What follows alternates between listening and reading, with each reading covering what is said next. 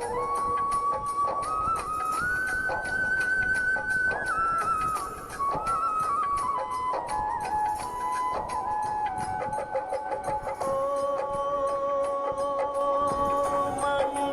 भवन अमंगल हारी,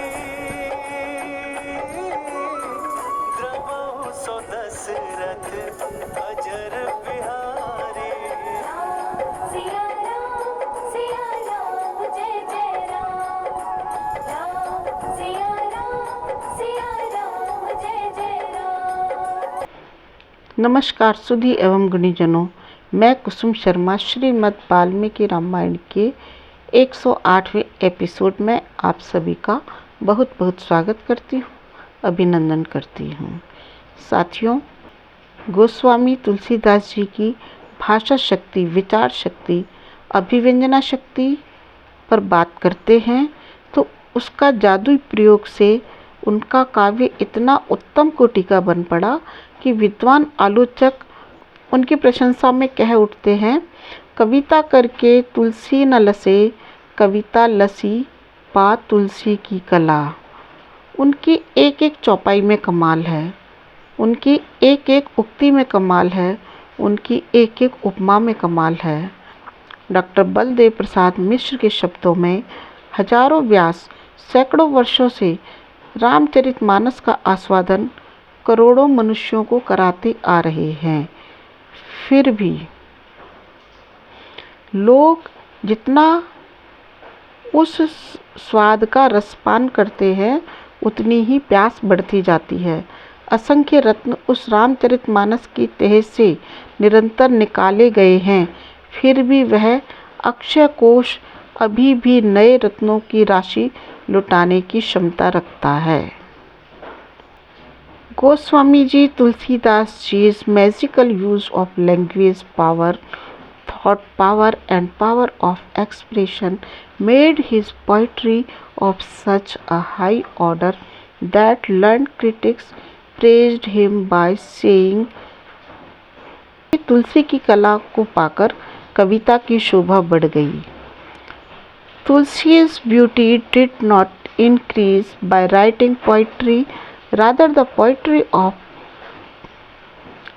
beauty of poetry increases by grasping Tulsi's art. Tulsi's beauty did not increase by writing poetry. Rather, the beauty of poetry increased by grasping Tulsi's art. There is wonder in each of his quatrains. There is wonder in each of his sayings. There is wonder in each of his similes.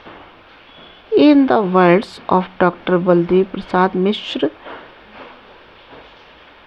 thousands of Vyas have been making crores of people enjoy Ramcharitmanas for hundreds of years.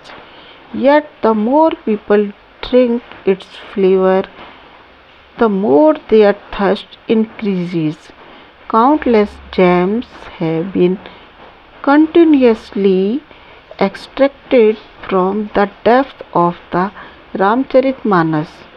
Yet that inexhaustible treasure still has the capacity to shower a lot of new gems.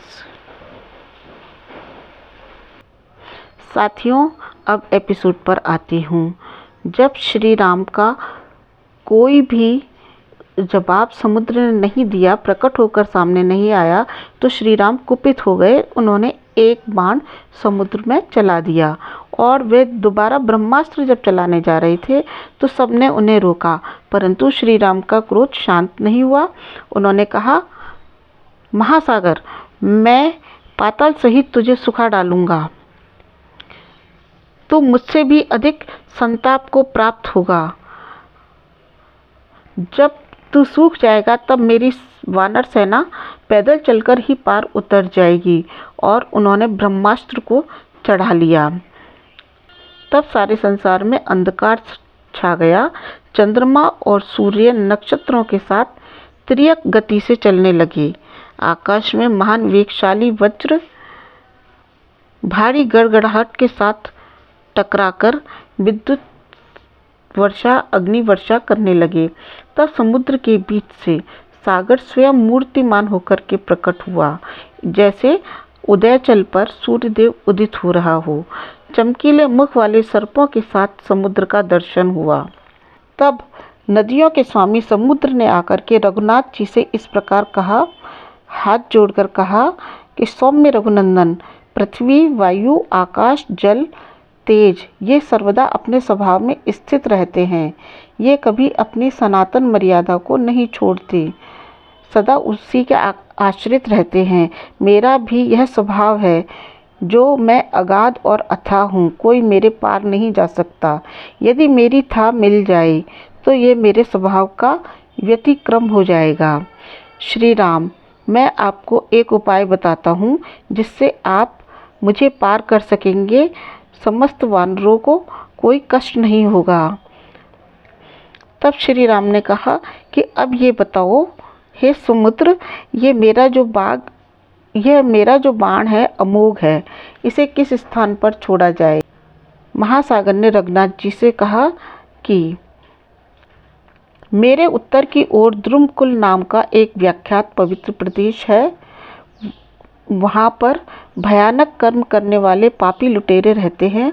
वो मेरा जब स्पर्श करते हैं जल पीने के लिए, तब मैं उनके पाप को सहन नहीं कर पाता। श्री राम, इस उत्तम बाण को आप वहाँ छोड़कर सफल कीजिए। तब श्री राम ने उस दिशा में उस बाण को छोड़ दिया। वह स्थान पृथ्वी में मरुभूमि के नाम से प्रसिद्ध हुआ।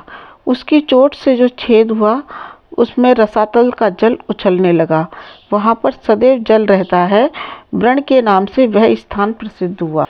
तब श्री राम ने मरुभूमि को वरदान दिया कि मरुभूमि पशुओं के लिए हितकारी होगी। यहाँ रोग नहीं होंगे। भूमि फल फूल और रसों से संपन्न होगी। इसके बाद सागर ने श्री राम को बताया कि सौम्य, आपकी सेना में जो नल नाम का कांतिमान वानर है, वह साक्षात विश्वकर्मा का पुत्र है। उसके पिता ने उसे ये आशीर्वाद दिया था कि तुम मेरे ही समान शिल्प कला में निपुण होगे। वह उत्साही वानर पिता के समान शिल्प कर्म में समर्थ है और मेरे ऊपर पुल का निर्माण कर सकता है। मैं उस पुल को धारण कर लूँगा। ऐसा कहकर के समुद्र देव अदृश्य हो गए। तब श्रेष्ठ नल ने भगवान श्री राम से कहा कि प्रभु, मैं पिता की दी हुई शक्ति को पाकर इस विस्तृत समुद्र पर सेतु निर्माण का कार्य करूँगा। मैं विश्वकर्मा का औरस पुत्र हूँ और शिल्प कर्म में उन्हीं के समान हूँ। आज समुद्र ने मुझे स्मरण दिलाया तो मुझे स्मरण हो आया। मैं महासागर पर पुल बांधने में समर्थ हूँ। आज से ही हम पुल बांधने का कार्य शुरू कर देते हैं। तब सभी वानर विभिन्न प्रकार के बड़े बड़े वृक्षों को घसीट घसीट कर लाने लगे, तोड़ तोड़ कर लाने लगे और समुद्र को पाटने लगे। सभी वानर बड़े बड़े पत्थरों को लेकर के गिरा गिरा करके समुद्र को पाटने लगे। समुद्र में इससे बड़ी हलचल हो गई। अब उन्होंने सेतु निर्माण का कार्य आरंभ किया।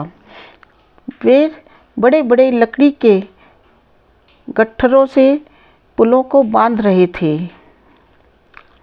पहले दिन उन्होंने 14 योजन लंबा पुल बांधा, दूसरे दिन 20 योजन लंबा पुल बांधा, तीसरे दिन 21 योजन लंबा पुल बांधा और चौथे दिन 22 योजन लंबा पुल बांधा।